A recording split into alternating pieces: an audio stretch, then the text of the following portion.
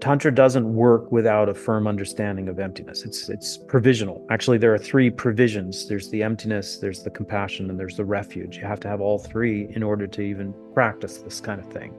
It won't make sense. In fact, it's actually dangerous. This is why it was secret for so long, because if you don't have the prerequisite level of understanding, at least conceptually strong, firm foundation in emptiness, when you generate the image of a deity, either externally or as one self, you fall into the danger of over-reifying it. In other words, the same instinct that takes you in your ordinary form to be so thoroughly real and separate, that instinct, which grasps at your own identity and says, this bit of real estate is separate from that. This bit of real estate is more important than that. This little, or the inverse, this little bit of real estate is less important. Could be both. That instinct that wants to calcify around your sensorial experience. I'm in so much pain.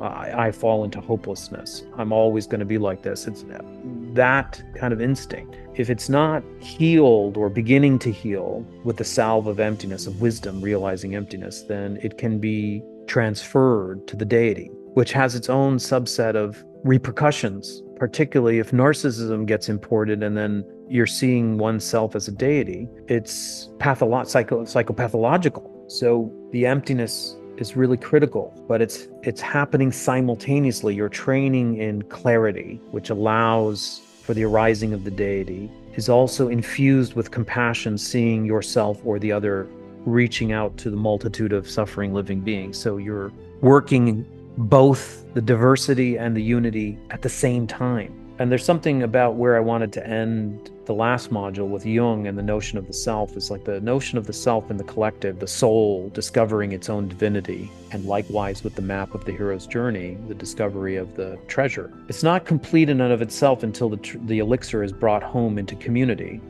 And it's not complete for Jung unless the sense of divinity is brought back into a more inclusive, more flexible ego. Because we need an ego, or if you want to call it an avatar, you can.